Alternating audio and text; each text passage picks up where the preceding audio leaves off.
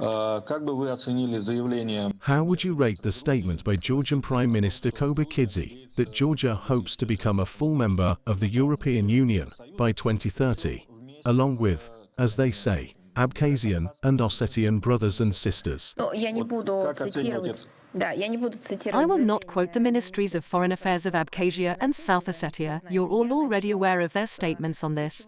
I will start with a key phrase that simply makes it unnecessary to delve into further aspects of your question.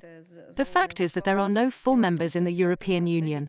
There are countries there that are subordinated to some kind of narratives, as they call it, the command and administrative system. As you can see, the EU countries are exhausted from the destructive impact that their decisions have on their economy, although they seem to have been oriented against Russia. But they can't do anything about it.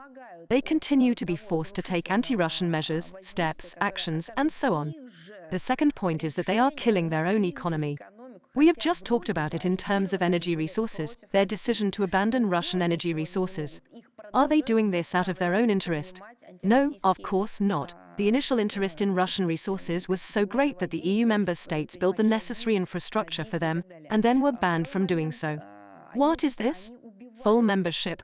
Or, for example, now they are being forced to cut their budgets in favor of the Kiev regime. Are they doing it out of their own free will? No, they are forced to do it. Who's forcing them? Leaders of the European Union, through the Brussels Collective, which was also formed under the auspices of the United States and Britain, which themselves are not members of the EU. And speaking generally, since the EU has now basically become the Department of Economic Affairs of NATO, these are NATO's directions.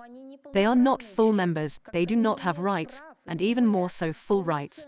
They only have responsibilities to pay, make budget cuts and make decisions that are being developed out of their control. That's the key to your question.